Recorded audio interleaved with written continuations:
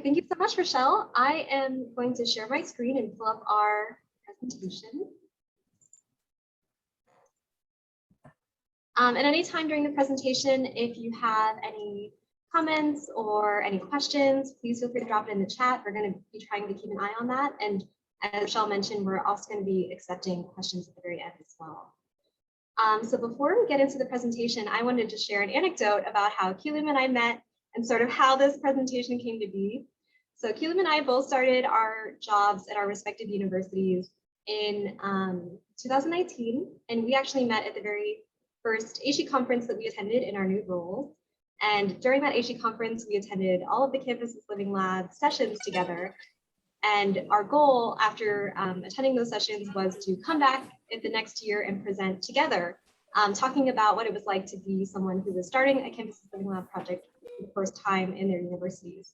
So we're very excited to be with you today, finally able to talk about Campus's Living Lab on any budget, because as you will see, we have very different resources for our respective programs. So without further ado, I'd love to have Kilim introduce herself. Hello, everyone. Nice to meet you all. Yeah, my name is Kilim. I'm the Manager of Research Sustainability at Simon Fraser University, coming to you today from the territories of the Musqueam, Squamish, Tsleil-Waututh, and Coquitlam peoples. Yes, so this is my year 3, I believe, in the Living Lab program. But yes, definitely, Laurelin and I, we met at the ASHE conference in Spokane, and we actually adopted her as the honorary Canadian during the event. So really excited to present with her today. Great.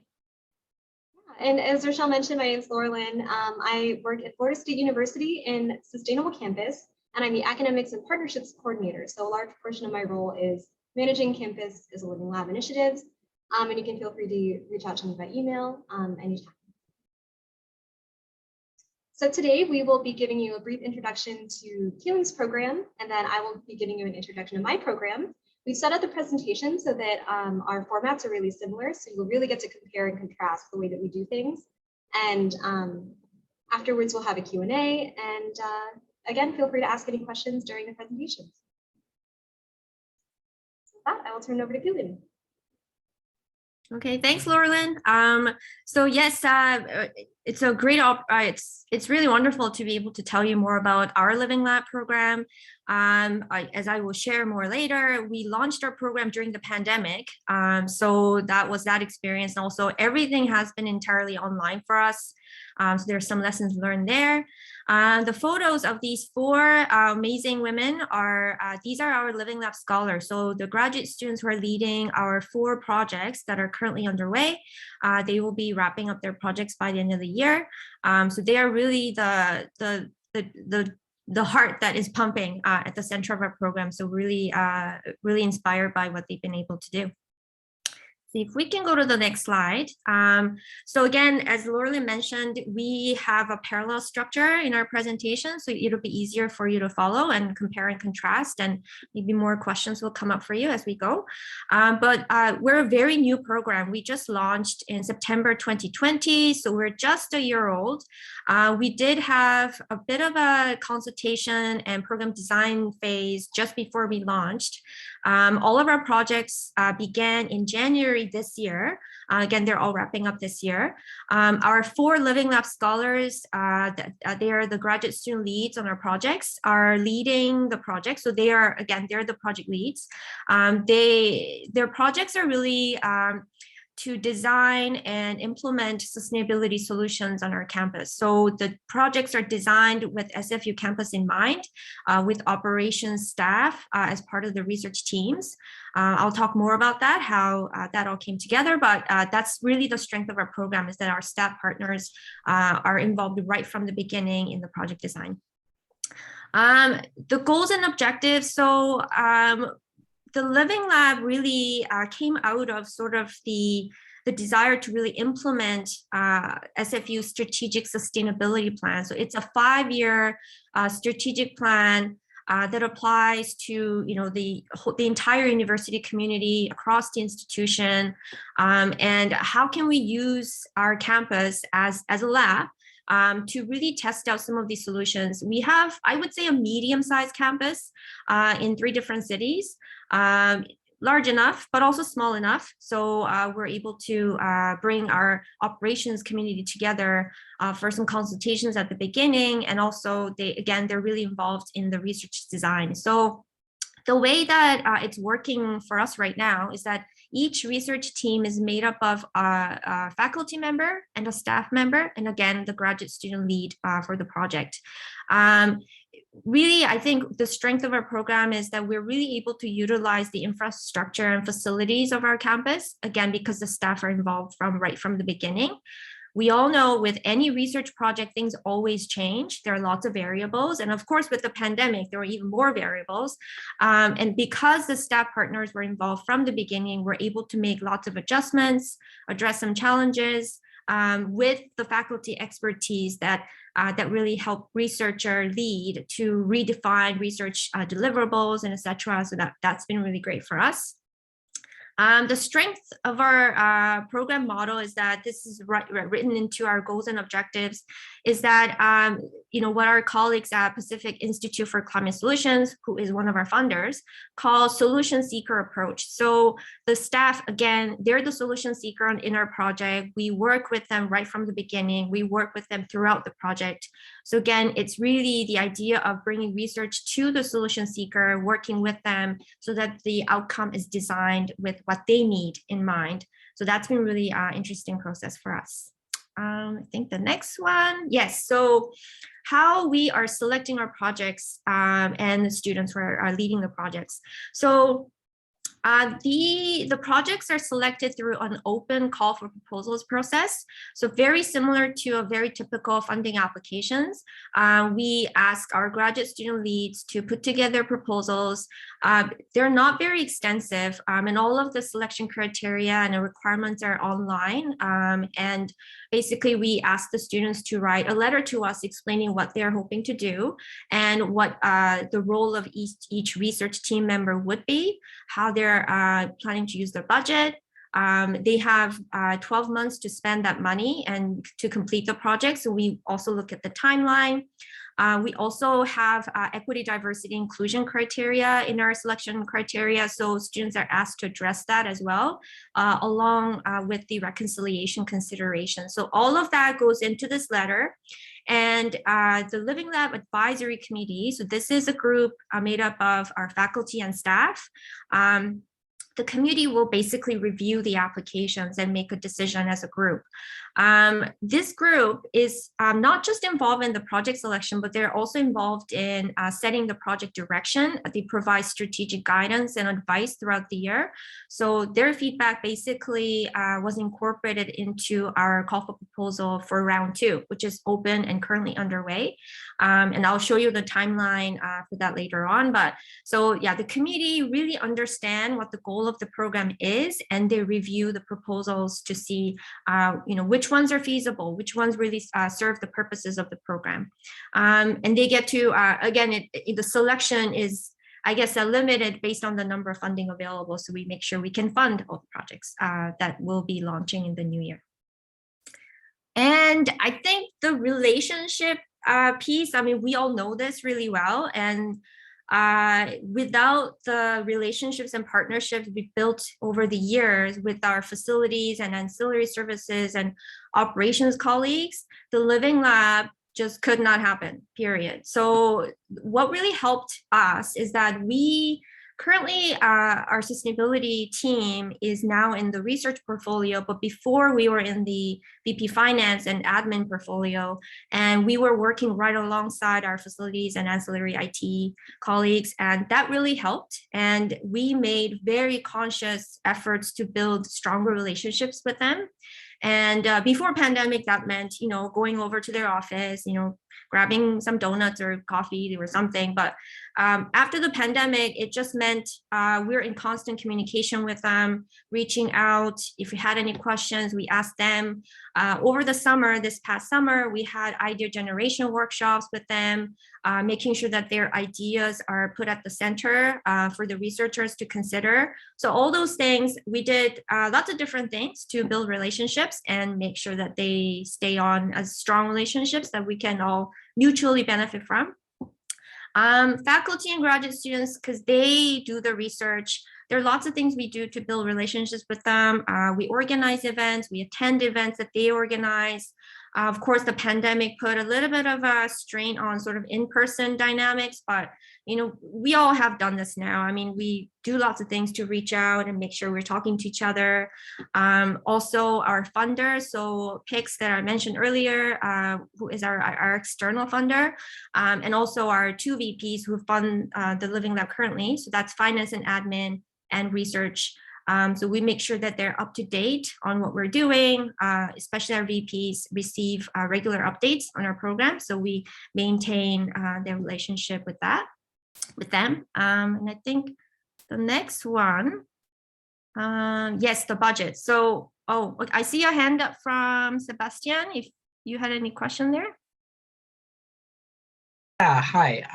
I do have a question. So I'm at Concordia University and I work for a fee levy group at Concordia. So what we do is we offer project funding for students, and we're actually starting a Living Lab funding program in partnership with the university earlier this year in January.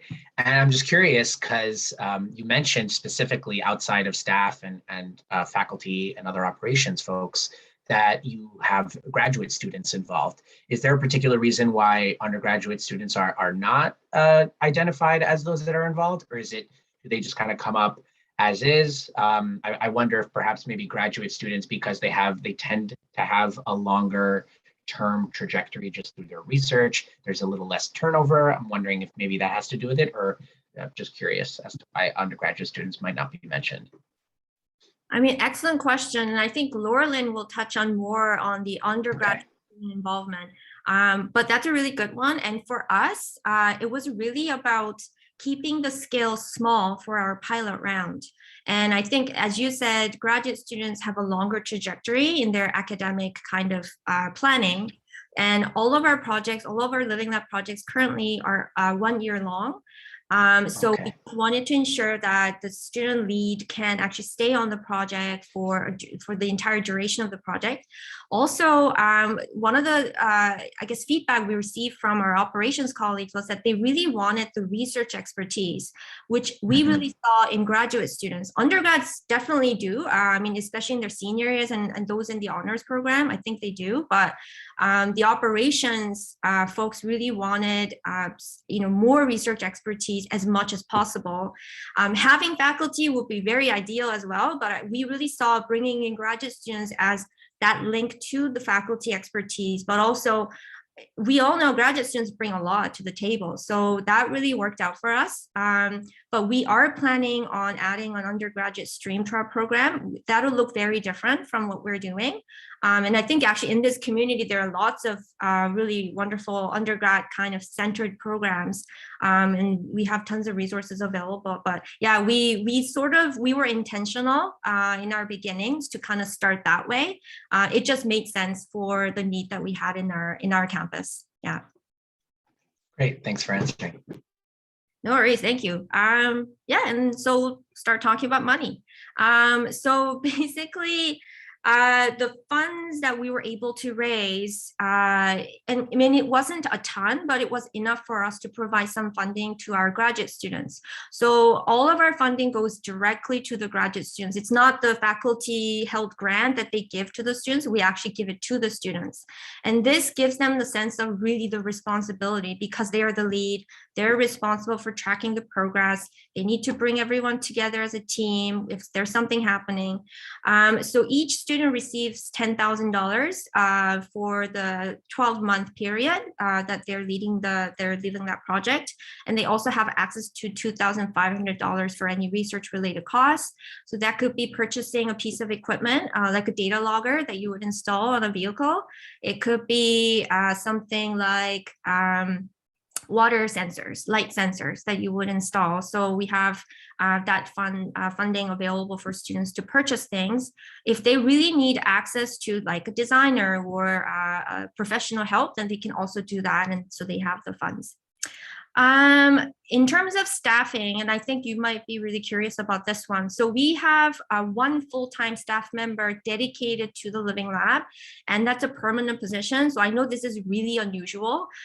When I started my role, my job was to do the Living Lab, and it was a permanent full-time position. So that really spoke to me, the commitment of my institution on running this program. And this is, I think this is really unusual, but it was really great. So I had that sense of kind of trust and commitment from the senior admin right from the get-go. We also have a program coordinator on staff. I wouldn't say one full-time, but 0.8. But she does more than 0.8. But so definitely we do have 2 staff members currently working for the Living Lab program.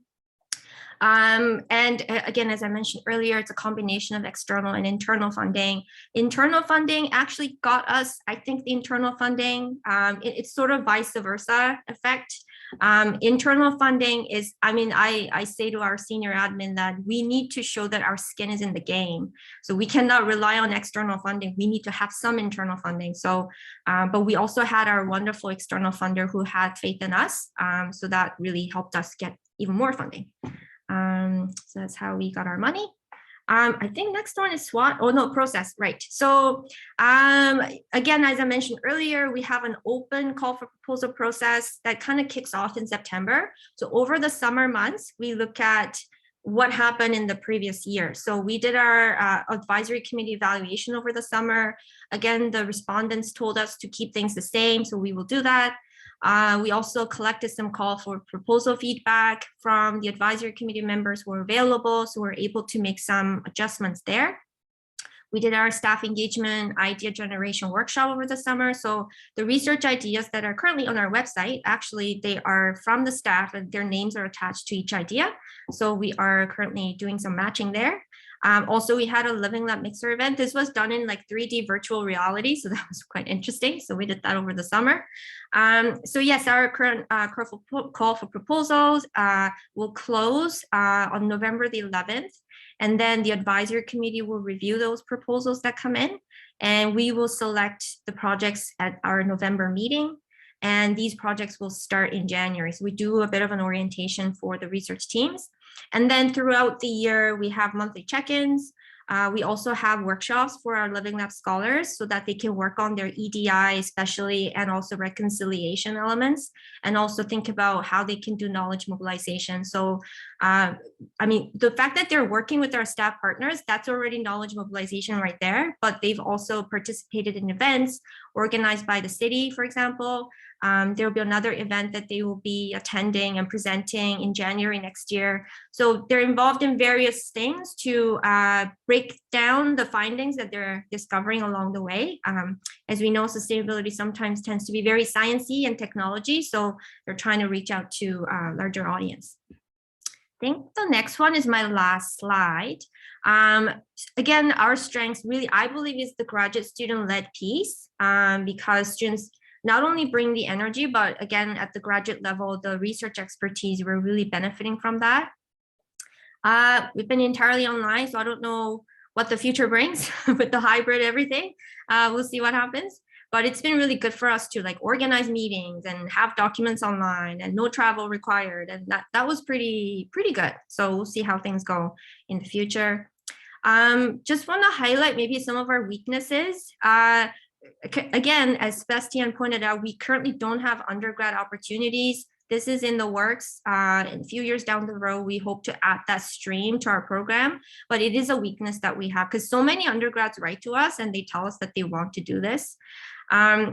currently our program really supports the implementation of our strategic plan, which is a wonderful thing, but it's also seen as limiting our sort of range of projects. So it's a criticism, but it's a valid one, but it's something that we are looking at in terms of our capacity and also scoping and all of that. So it's something we're aware, but we're going to address. And also, we really want to see more arts and social sciences and humanities researchers involved in our projects. Again, so we are doing things very consciously to increase the number of proposals. We've changed the language in our call for proposals so that more sort of, say, policy researcher they would feel more included in the space, but it is a challenge. It's something that we're trying to address more as much as possible. So we'll see. Yeah, lots of opportunities to grow the program, partnerships. EDI is a big one for us. We keep revisiting this one. Again, research and EDI, that's a whole other topic, but something we're working on.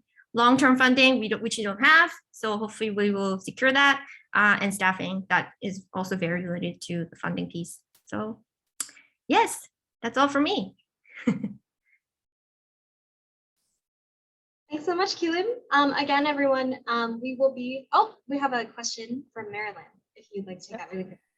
I mean, there's so much good information here, and I worry I may have missed something you said, but I heard you say that you had like a meeting where people generated ideas for projects in advance.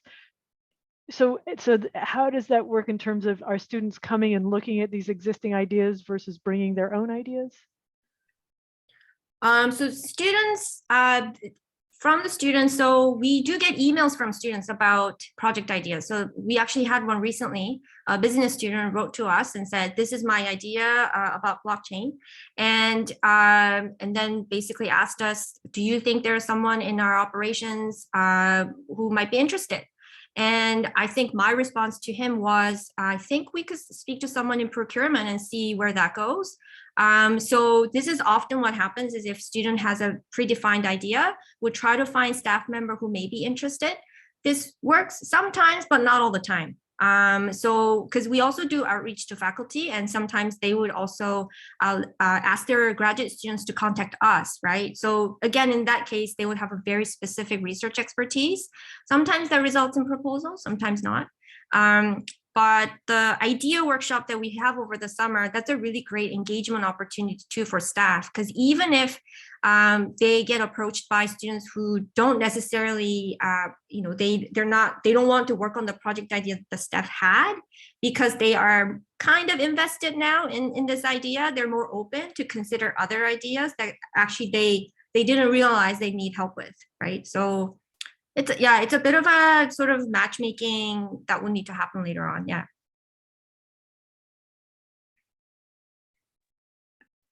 I have another question, if that's okay.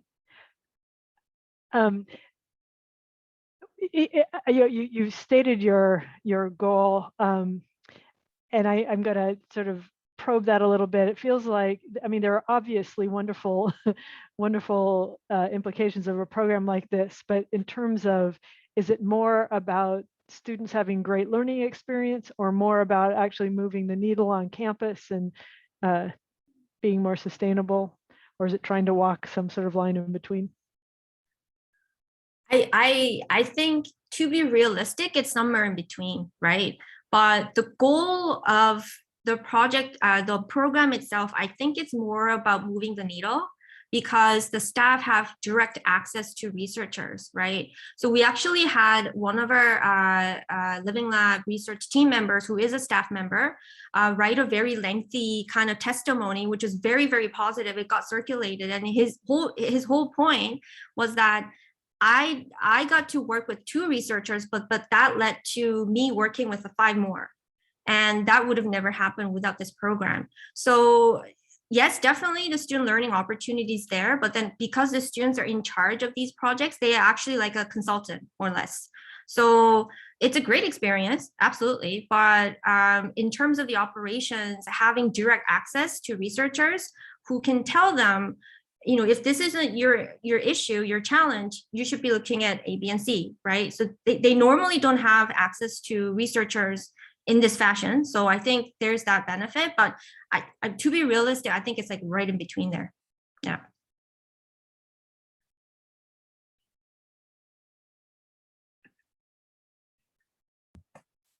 It looks like Kevin has a question too. Go ahead, Kevin. Hey, thank you. Excellent information. I'm inspired, and I appreciate all that you're sharing. I chimed in a little bit late, so I may have missed this. Are the projects that students are working on primarily research-based? Are there any kind of implementation or like actual operational projects that you're doing as well? So thanks for that question, and it's a really good one. And because these proposals are reviewed by our advisory committee that are made up of staff and faculty, unless the research component is strong, they will not be approved. Like we had faculty basically saying during the deliberation, it's not a strong research, we should not fund it. Like this happens, right? So it has to be a strong research project, but also in terms of the outcome from the project, they need to work directly with our operations to design what would work for them. So in terms of, say, developing guidelines, right? So a student who's working with our food services, she's developing guidelines that our food services colleagues actually need. So this is kind of already a bit of an implementation as well. They won't be involved beyond that. So once they develop the guideline, it's in the hands of our operations colleagues, but they're actually developing that piece of information with our operations colleagues. So they will use it because they want it in a certain format, and our scholars are developing it based on their request. So I think the idea is that it's a strong research, but it's also very practical kind of outcome that you get at the end. And that's the benefit of having the staff partners, because they will give them feedback as the final outcome is being developed. Again, these monthly check-in meetings, that's where we do sort of that discussion and see, is this what you wanted? Or, because again, the context always changes. So is this still what you need, right? And then they'll adjust as we go. So that's actually happening with most of our projects. Great, thank you.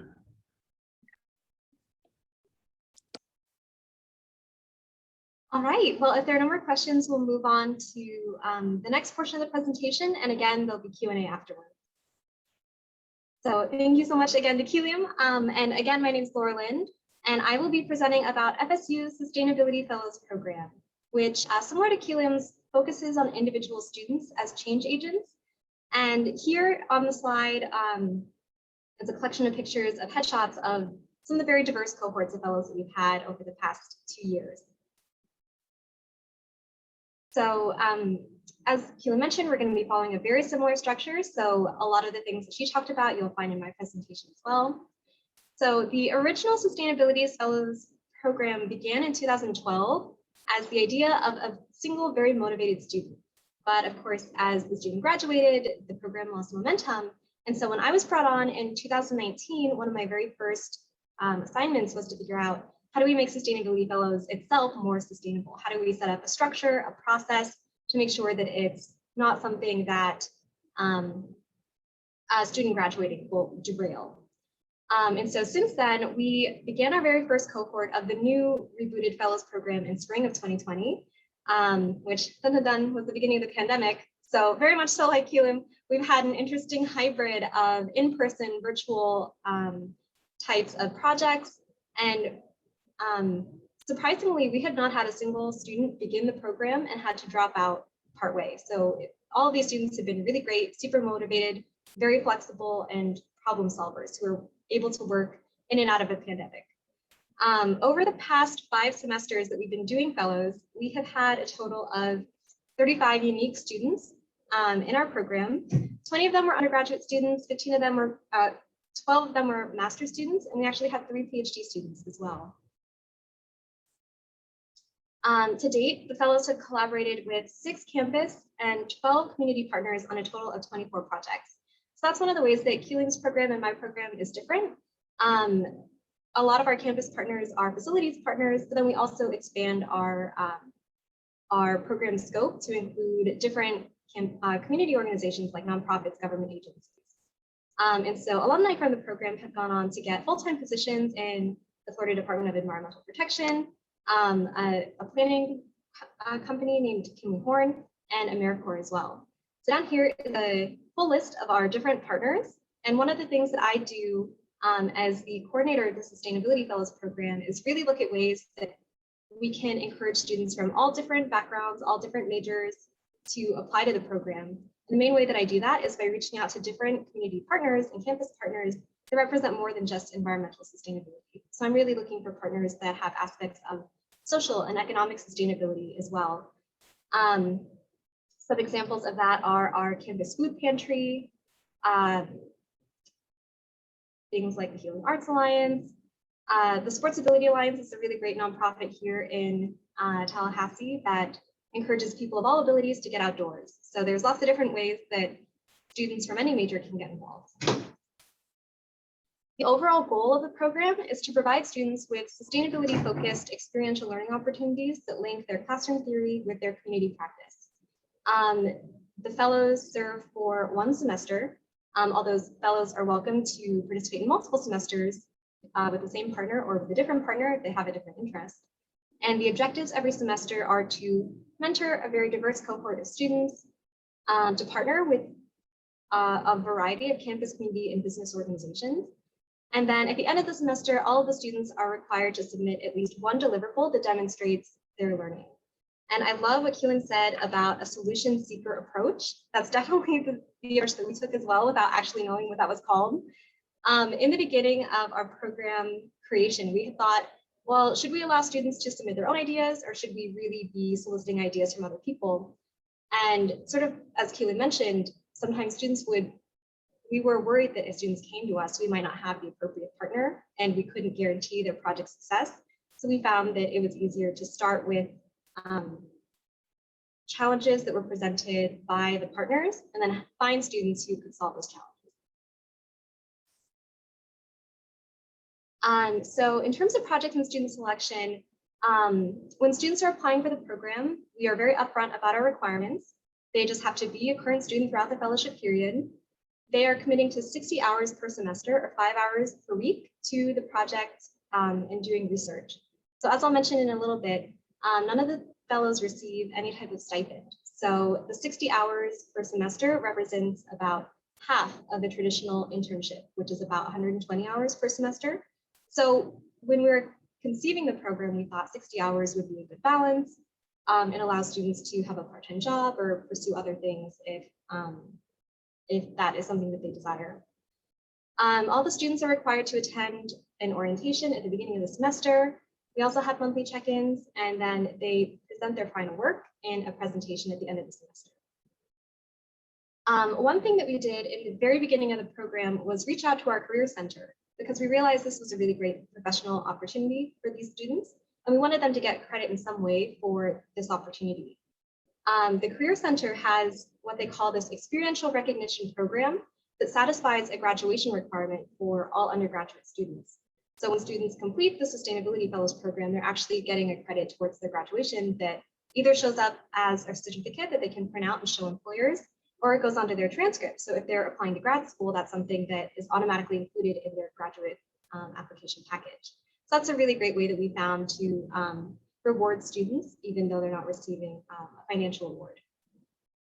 And then, as I mentioned before, they are all required to submit some sort of deliverable to the project partner. And this deliverable is something that the project partners conceive of ahead of time. So rather than a traditional internship, the students come into the project knowing exactly what the end goal is, and then they can chart out their course with that end goal in mind.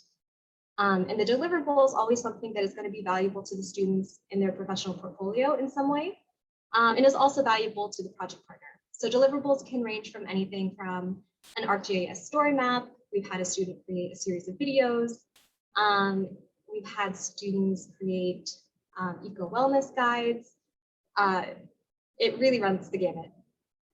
And then students are also expected to provide and receive feedback at multiple stages, like those monthly check-ins, just so that we can know that everything is on track. When students are selected, they go through an application process. In the beginning stage of the application process, they submit an application with essay questions, as well as their resume.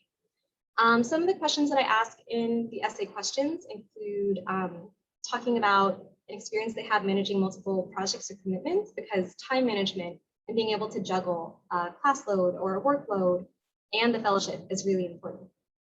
And then as students are looking to apply for the fellowship, all of the different project opportunities are listed line by line on our website. So students are actually applying to those individual opportunities themselves.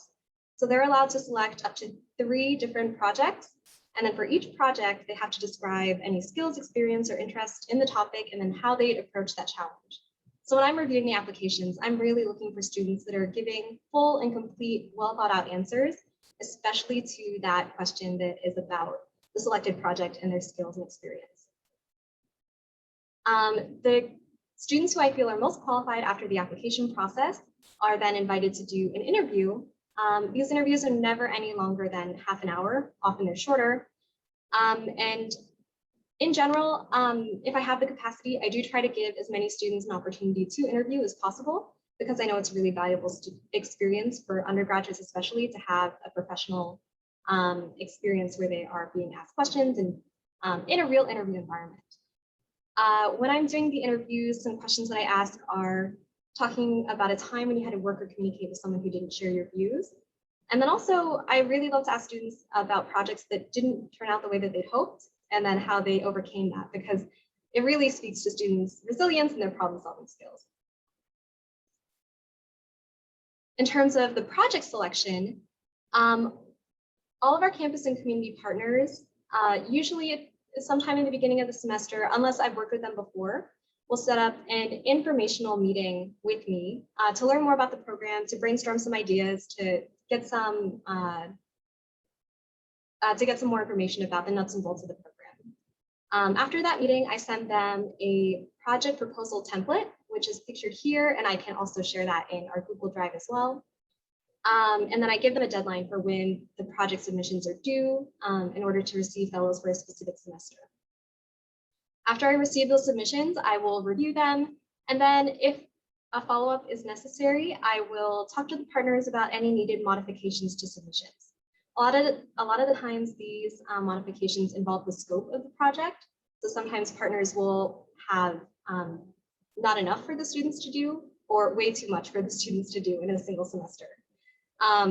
If there's not enough for the students to do, I try to help them think of ways that they could expand the scope of the project. For example, we had an organization that wanted a student to create a 5 to 7 minute presentation. And instead of a single presentation, I suggested, well, maybe they complete multiple presentations in that time. And an expanded scope, for example, we had an organization that wanted the student to map all of the outdoor waste and recycling bins on our campus. And a good way to scope that down is to maybe have the student only map a certain portion of campus each semester. So the project could be listed multiple times, and then each time students could take a different section of campus in order to stay under that 60-hour limit. And really the students are the final gatekeepers of these projects. So as students are looking at our website and applying for these individual projects, they'll automatically weed out the ones that don't seem feasible, or that they're not interested in, or that they think for some reason are inappropriate for what they want to do. So following up with the partners, and then also letting the students be the final deciders of what is going to actually become a project. It has been a really great way to weed out projects that aren't necessarily achievable. So as the Academics and Partnerships Coordinator, I am responsible for managing all the fellows related relationships. My program is really built on the trust that I have with community partners. And in the beginning, when I first arrived on campus, I had never been to Tallahassee. I didn't know anyone here in the community at all.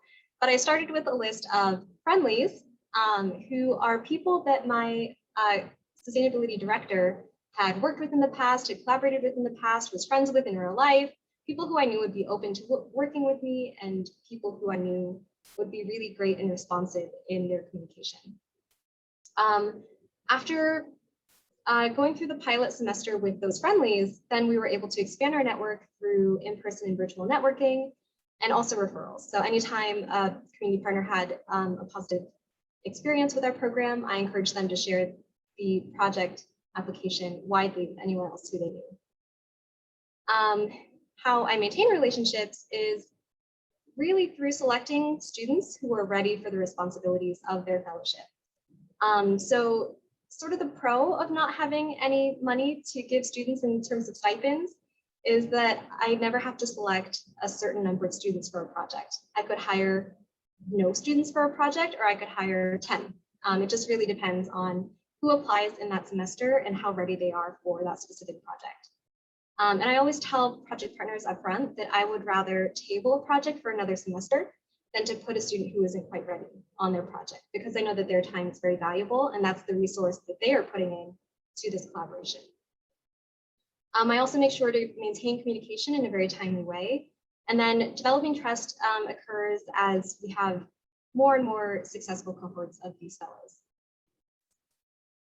So my budget is $0. But like Kilim said, I am a full-time staff member who is really dedicated to Campus's Living Lab and other academic initiatives, which is not something that all universities have and is not something that I should take very lightly. We also have office space and supplies for different events that we have, like orientation and the monthly check-ins. But having a budget of $0 and no money to incentivize students to participate has definitely been a challenge. But it's actually been less of a challenge than I thought. We've never had, I would say, fewer than 20 applicants per semester. Students seem to be very drawn to the idea of flexibility with internship hours. A lot of the graduate students who are in our program, even though the program was designed with undergraduates in mind, graduate students still have said that it's really great that it's so flexible. They can have a part-time job and do their internship hours at the same time. It's a great resume builder. And then I think for some students, the fact that it does meet experiential recognition requirements is also a good incentive too. For the partners, of course, this is free labor and expertise for them. And they're also incentivized by the selection of really great, high quality students who can do the job that is asked of them. So in the future, we're definitely looking into working with private partners and our Office of Research to secure more funding for these fellows. And ideally, when we do have money for stipends, we'll probably start capping our cohorts to about 10 fellows per semester. It's a work in progress. So our program process is interesting because we have decided now to have cohorts of fellows in the spring and in the summer and take fall off as a little bit of a break. But as I am recruiting for the summer, I also have current fellows who are ongoing in the spring. So it's always a little bit of an overlap there. So generally how it works is we will open up a call for proposals in the beginning of the semester. The application will close, and then I will select applicants after the interview process. And then after I select students through the interview process, I always send their application and their resume over to the project partners who then have the final say. So if anything has changed between when we first started discussing the project and by the time I have recruited the student, they always have the final decision as to whether or not they have the capacity to support the student in the coming semester. We have orientation at the beginning of the semester, monthly check-ins throughout the semester, and then final presentations at the end of the semester. So as you can see, it's a pretty hands-off approach. My philosophy throughout this is generally if I hear nothing, no news is good news. And I think in part, letting students manage themselves and really trusting the process has allowed for this success. So some strengths of the program, the main one that comes to mind is just the diversity of the cohorts. We have students from many different types of backgrounds, many different majors, and I was very surprised to have students from all types of academic levels as well. We have consistently had project partners come back for more fellows, and we see their satisfaction also in referrals as well. Our alumni have gone on to receive jobs in environmental or sustainability related fields, and a lot of them report to me that they have used their fellows experience in the application process, or it's come up in interviews, or they'll use me as a referral. And another strength is it's very flexible in-person and remote model. It's a really great hybrid of both, and we now offer programs or projects that are either in person or remote, so that students always have a choice. And it's also allowed us to work with other regional partners that we never would have been able to work with before. But some weaknesses, definitely the lack of funding, because that brings up a lot of equity issues. We don't want to only include students who are able to work for free. And so in the future, that's definitely something that before I leave FSU, that's a goal that I have, is to secure funding for those fellows. And another weakness is sometimes the project quality can be a little bit uneven. We'll have really, really stellar students and then some students who also do a good job, but they didn't go above and beyond. And so that's something that I think further vetting of projects and getting more experience in what works and what doesn't will help us in time. So opportunities are the quest for funding and outreach to new and diverse organizations. And one of the biggest threats is the long-term sustainability of the program. So much of the program currently is built on relationships, and you can write as many SOPs as you want, but there's no really easy way to transfer relationships to a brand new person, especially if the current person is not here to make those introductions or form those relationships. But what I do have in place is a really strong process. And so hopefully by outlining the framework, the new person will come and provide lots of new energy, form new relationships, and can grow the program further. So with that said, we are ready for questions and answers. Thank you all so much for your attention today. And at this time, I will stop sharing.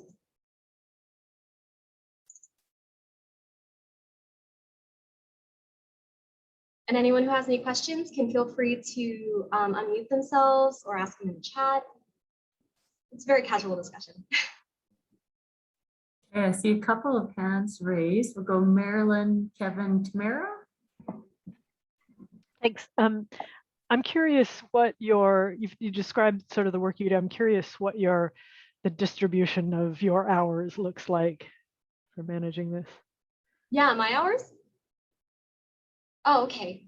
In the beginning, when I was setting up all the processes, I would say fellows and campuses living labs took up like 75% of my time. But now that all the processes are in place and it's kind of plug and chug every single year, I don't really have to outreach to new partners anymore. I would say it takes up maybe a quarter of my time or less. It depends on the time of year. October is the busiest because I'm recruiting new fellows. But once the new fellows are in place, other than the monthly check-ins, there's really no other demand on my time. So. And I was actually meaning like the type of work you're doing on this. You're doing recruiting work, you're doing managing work, you're doing identifying project work, but. Right. Yeah, I see myself, I think Kilim mentioned too, I see myself as the matchmaker. So I am reaching out to organizations, finding out what their needs are. And then I am also sort of that HR end, that recruiting, that vetting, that hiring of the students. Mm-hmm. And then providing the constant check-ins or the monthly check-ins just to make sure that everything is going smoothly. And then setting up the pieces for the presentations at the end. Mm-hmm. Yeah, cool. So I'm not really the direct supervisor of any of the students. I am the general program coordinator. Mm-hmm. Yeah, thanks so much. Yeah, thank you.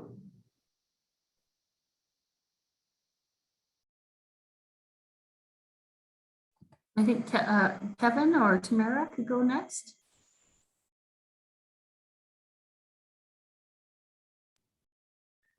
Okay, can you provide an example of just a really successful operational project? Something that you developed a relationship with the facilities or campus operations partner, and just felt like it went really well. Yeah, absolutely. Is this for Kilim or for me? Either one. Either one. Yeah, I can answer really quickly. I had a fellow in the very first cohort of students who really knocked it out of the park. He actually stayed on with us for multiple semesters. So he took an entire academic year to complete this project and did an absolutely fantastic job. He was the one who actually did go on campus and map out all of the waste, all of the outdoor waste receptacles, So all of the trash, all the recycling, because all of that was on paper before, no one had ever actually mapped it digitally. And so that was a huge leap forward for our waste management team. And it was all thanks to one really determined student who wanted to get his steps in. Excellent, thank you.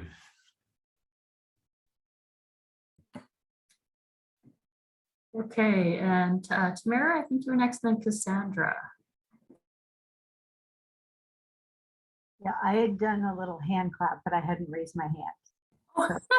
Well, thanks for the hand clap. I also had done one. My apologies. Interpreting the Zoom It sort of hand disappeared. gesture. Okay. Okay, Cassandra.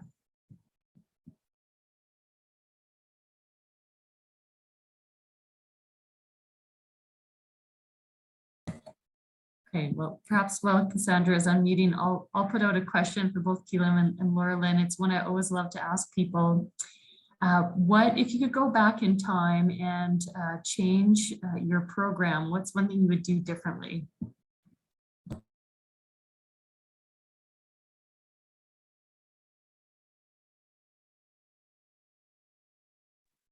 This is a really hard one because I